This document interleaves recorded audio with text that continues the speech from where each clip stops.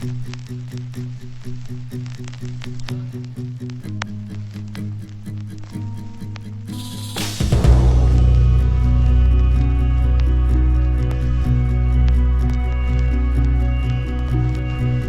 esta semana un libro, hace tiempo no lo tocaba, he dejado de perder el tiempo de leer esos libros, pero para este sermón era importante que leyera, porque recordaba un diálogo que existía en ese libro.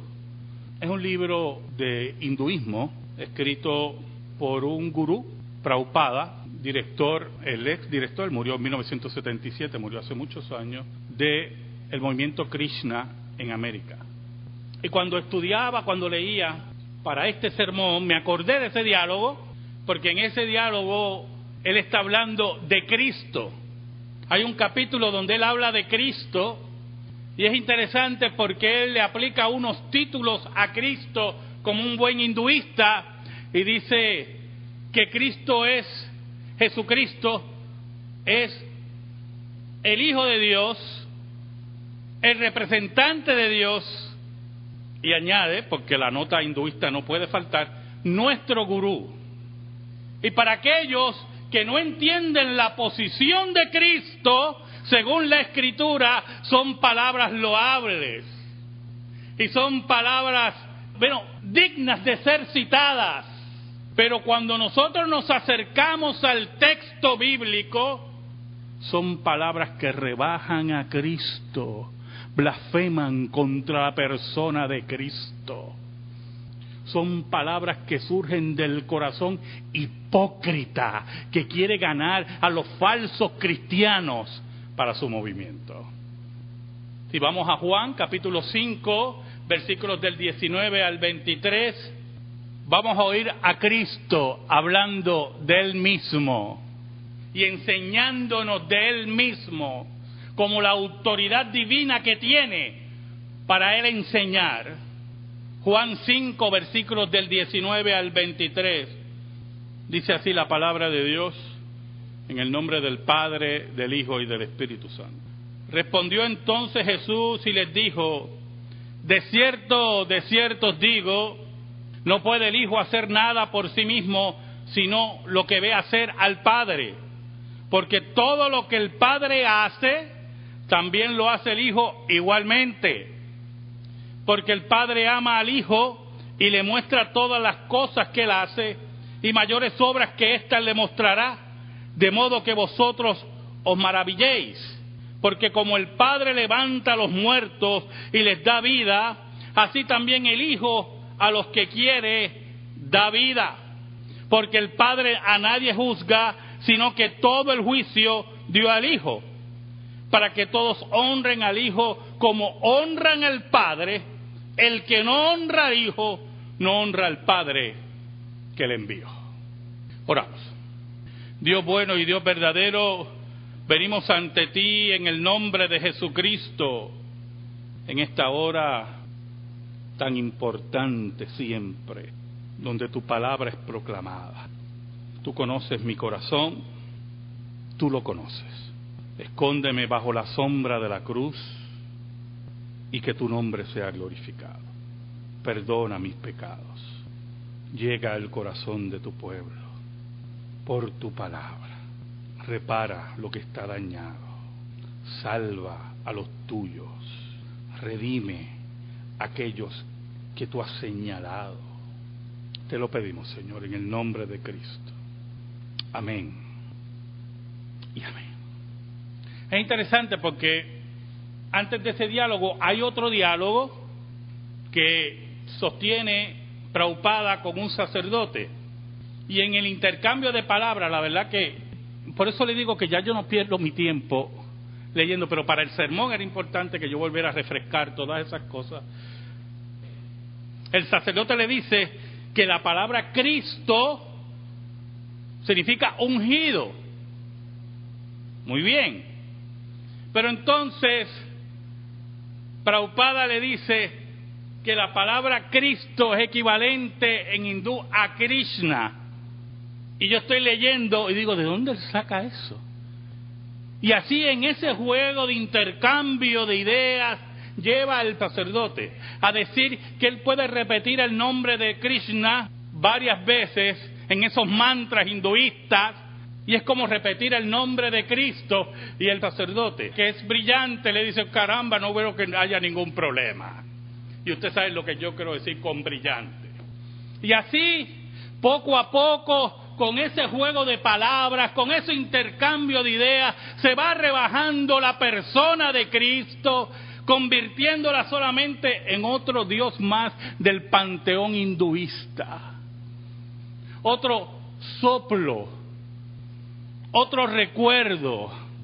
Y comparar a Krishna con Cristo, hermanos, es comparar la fantasía con la realidad. No hay ninguna evidencia histórica de ninguna clase que haya existido un personaje en la historia llamado Krishna. Fábulas y leyendas hinduistas.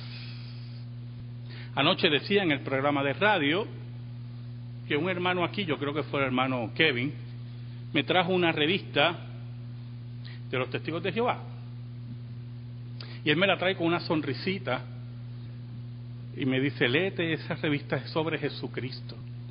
Y como las sectas tienen la tendencia a cambiar, pues yo la leí con mucho interés. Pero no había muchos cambios. Pero hubo un diálogo entre una joven testigo de Jehová y una señora sobre la deidad de Cristo. Y en uno de los intercambios, ella le dice que si Jesucristo fuera Dios, las epístolas escritas por los apóstoles hablarían de Jesucristo como Dios. Entonces yo miro y ya me di cuenta que no valía la pena perder mis próximos 5 minutos de mi vida en leer esa basura. ¿Saben algo, hermano?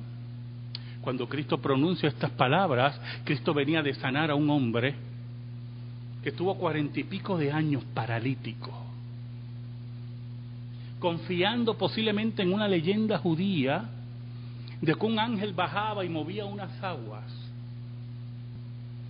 Y Jesús se acerca a él y realiza ese gran milagro de un hombre paralítico por 40 y pico de años.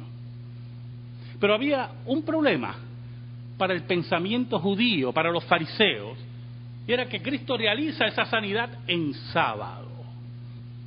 Y después de mucha búsqueda, los judíos encuentran a Jesús y le increpan por haber sanado en sábado. Y Cristo reclama su divinidad delante de ellos a tal nivel que buscaban matarle, apedrearlo para matarlo. Pero Cristo no pierde ningún centímetro de tierra ante ellos, porque después del intento de matarlo, Cristo reafirma lo que Él es. Y esto es muy importante que usted lo entienda. Nosotros estamos aquí para reafirmar la grandeza de Cristo, su lugar en su trono, y que Él gobierna sobre todas las cosas. Cristo no pertenece a ningún panteón de dioses falsos. Cristo es el creador de todas las cosas. Cristo es el que sustenta todas las cosas por la palabra de su poder, como dice el autor de Hebreos. Y usted ve en el intercambio, en este diálogo, en otro diálogo más, cómo Cristo se mantiene firme en lo que estaba enseñando. En el versículo 19 le dice, respondió entonces Jesús y les dijo, de cierto os digo, no puede el Hijo hacer nada por sí mismo, sino lo que ve hacer al Padre, porque todo lo que el Padre hace, también lo hace el Hijo igualmente. Y entonces vemos la coordinación de las personas de la Trinidad. No estamos hablando de dos personas que un panteón de dioses, que cada cual hace lo que le da la gana, como el panteón griego, un politeísmo atrasado, trasnochado, sino el gran misterio de la unidad del Dios el Padre y Dios el Hijo. Y cómo en su humillación Cristo obedece al Padre y no actúa independiente, sino unido al Padre, porque Él es la expresión personal del Padre, es el verbo de Dios, la acción de Dios. Pero es interesante, y lo voy a llevar a algo que necesito que visualice. Cristo añade, porque todo lo que el Padre hace, también lo hace el Hijo igualmente. Usted imagínese en la plaza de Río Piedras a Cristo diciendo, todo lo que Dios hace, yo lo hago igualmente. ¿Qué usted pensaría de esa persona? ¿Qué usted pensaría de esa persona? Amigo y amiga que me escucha, hermano. Eso fue lo que afirmó Cristo de él. Todo lo que hace el Padre, yo lo hago igualmente. Todo el poder que tiene el Padre, yo lo tengo. Toda la autoridad que tiene el Padre ha sido concedida a mí. Toda la soberanía del Padre está en mi puño también. Y yo me imagino a esos judíos aterrados que ya lo querían apedrear oyendo esas palabras.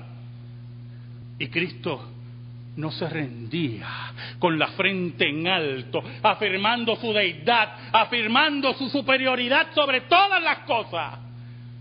No era el Cristo cobarde, no era el Cristo gurú que nos quieren vender, sino el Cristo verdadero, Dios hecho hombre. En el versículo 20 dice, porque el Padre ama al Hijo y le muestra todas las cosas que Él hace y mayores obras que ésta le mostrará, de modo que vosotros os maravilléis. No solamente las obras que ustedes están viendo, yo voy a hacer como las hace el Padre, sino obras mayores. Pero es interesante, porque le dice a los judíos, para que ustedes se maravillen. No dice en ningún momento, para que ustedes crean. A mí no me interesa que ustedes crean ya. Ustedes no quieren creer. Ustedes se van a maravillar, pero no van a creer. Y esto es muy importante, porque usted se puede maravillar de muchas cosas, pero no creer. Ese don lo da Dios. Ese don de fe salvadora que hoy discutíamos en la clase de nuevos miembros, ese don de fe salvadora solamente lo da Dios. Tú te puedes maravillar, oiga hermanos, de muchas cosas. De muchas cosas. ¿Sabe? Esta semana estaban dando un especial de animales asombrosos. Aunque hay algunos seres humanos que nos asombran, ¿verdad? Y voy a coger uno sencillo. El canguro. Y es interesante porque cuando la madre canguro pare, lo que pare es una bichuelita. Aquello es insignificante, impotente, hermano.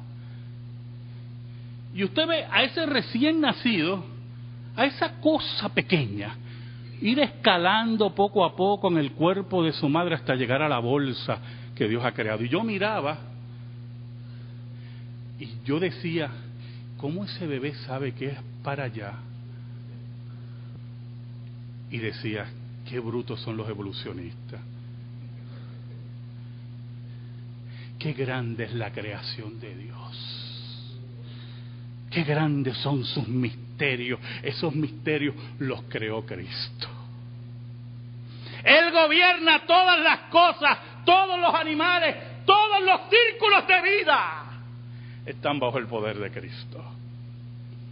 Pero él añade también en ese versículo, dice, y mayores obras que ésta le mostrará, de modo que vosotros os maravilléis. Y uno dirá, ¿y a qué se refiere Cristo?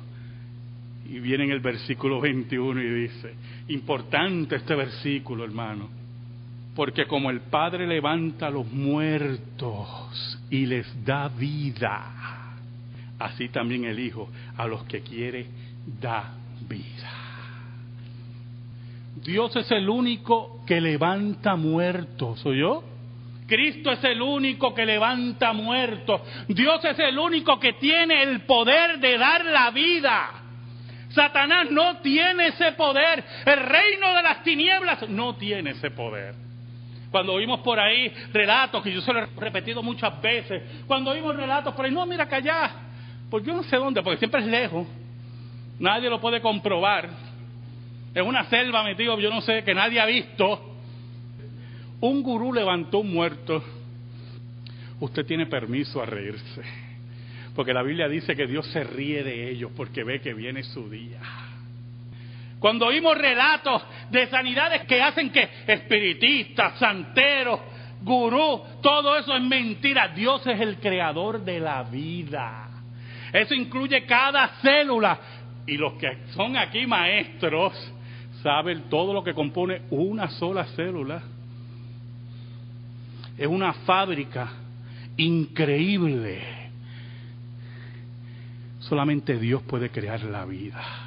Pero allí estaba Jesús diciéndole a los fariseos, a los judíos, oiga bien, así como Dios puede levantar entre los muertos, diciéndole, Dios es el que levanta de los muertos, el Hijo también puede levantar entre los muertos. Y solamente Dios puede levantar de entre los muertos. Lo interesante es el acto de voluntad. El Hijo a los que quiere da vida. Escuche bien, hermano. El poder de Dios está dirigido para su plan y su gloria. Para su plan y su gloria. No son para exhibiciones baratas. Y me explico. Usted va a una cafetería, si posiblemente abre su laptop, su pequeña computadora, y tiene señal de internet. Porque con esas maravillas, ¿verdad? Está en el ambiente esa cosa que a usted le gusta, las computadoras. Y mucha gente cree que el poder de Dios es así. Que llegan a un lugar y está impregnado de yo no sé qué. Mira, llega allí, porque el momento que tú llegues, vas a sentir un corrientazo. Y lo que era, hermano, Dios no trabaja así. Dios no es un wifi, yo no sé.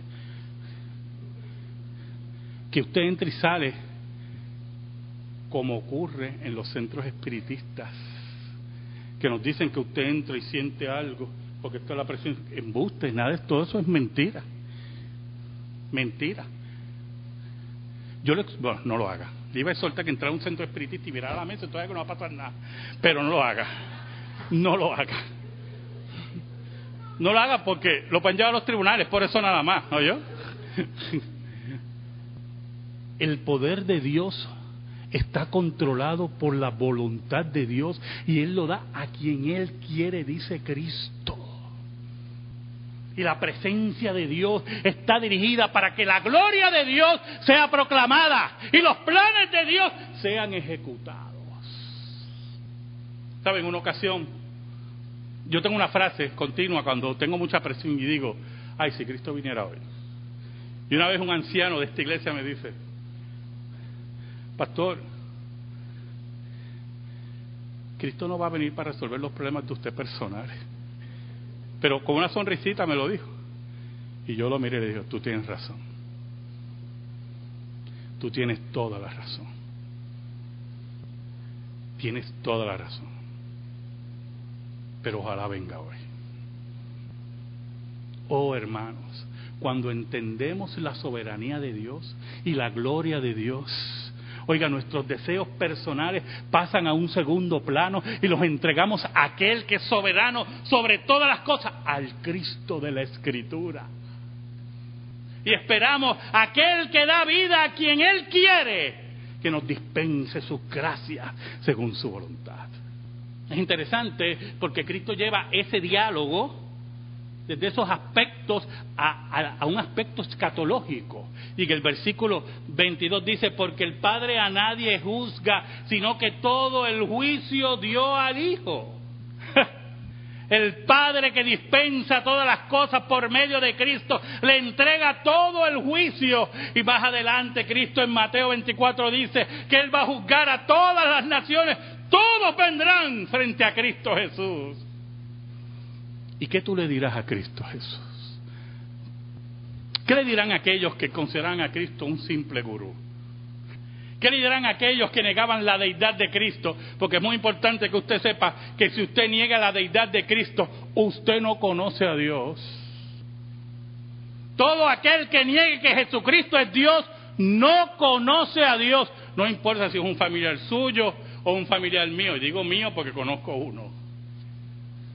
No importa cuán activo sea en su iglesia, cuán activo sea en su grupo religioso, todo aquel que rebaja a Cristo y niega su deidad y niega su poder y soberanía, no conoce a Dios. Y un día Cristo mismo lo juzgará. Por eso es que Cristo no es un ángel. ¿Sabe? Yo leí hace muchos años un libro precisamente de los testigos de Jehová, Enseñanzas del Gran Maestro. Y es sobre la vida de Cristo, sobre la persona de Cristo. Y entonces usted ve que uno de los capítulos dice, ¿quién es Jesús? Es un libro para niños. ¿Quién es Jesús? Y inmediatamente en el primer párrafo dice, Jesucristo es un ángel. ¿Sabe? El apóstol Judas nos dice que el arcángel Miguel estaba peleando por el cuerpo de Moisés. El arcángel Miguel. Peleando con Satanás por el cuerpo de Moisés. Y dice Judas que el arcángel Miguel no se atrevió a proferir juicio, sino que dijo, el Señor te reprenda. Pero la Biblia dice que Jesucristo tiene todo el juicio. Ningún ángel puede juzgar a nadie. Solamente Dios puede hacer los juicios, porque Él conoce cada uno de nuestros corazones. Viene un día que nuestros corazones, hermanos, van a ser abiertos ante nuestro Dios. Y todas las excusas, y todas las mentiras, y todos los cuentos que usted le hizo al pastor serán presentados delante de Dios. Ese día no va a haber excusa de ninguna clase. Por eso Cristo sentencia en el versículo 23, y esto es muy importante para que usted vea que no puede ser rebajado Cristo. Si Cristo es rebajado, usted no conoce a Dios. En el versículo 23 dice, para que todos honren al Hijo como honran al Padre. Vamos de nuevo a la plaza de Río Piedra. Y ahí estamos, en medio de la plaza de Río Piedra, y viene alguien y dice, como ustedes honran a Dios, ustedes me tienen que honrar a mí. Esas fueron las palabras de Cristo, como ustedes honran a Dios, así me tienen que honrar a mí. En medio de la plaza de Río Piedra, en medio de la plaza de Israel, Jesucristo proclamó su deidad. Añade, el que no honra al Hijo, escuche bien, el que no honra al Hijo, no honra al Padre que le envió. Si usted no honra al Hijo como honra al Padre, usted no conoce al Padre. Si usted es judío y dice creer en Dios, pero no cree en Cristo, ni lo honra, no conoce a Dios. Si usted dice que es cristiano, pero dice que Jesucristo no es Dios, no honra a Cristo como honra a Dios el Padre. Y el que no honra al Hijo como honra al Padre, no conoce a Dios. ¿Sabe algo, hermano? Es interesante que hay una práctica en las religiones falsas muy interesante, muy interesante, muy interesante. Y es que cuando hablamos de la persona de Cristo, todas las religiones falsas hablan maravillas de Él, maravillas de Él. Ah, no, Él es nuestro maestro, Él es nuestro gurú, Él es yo no sé qué. Pero lamentablemente, Cristo es mayor que un maestro, Cristo es mayor que un profeta, Cristo es mayor que un gurú, Cristo es el creador de todas las cosas. Jesucristo es Dios. Amén. Gracias te damos, Señor, por tu palabra eterna que no se equivoca. Atesórala en nuestra vida y en nuestro corazón, por el poder del Espíritu Santo, por Cristo Jesús.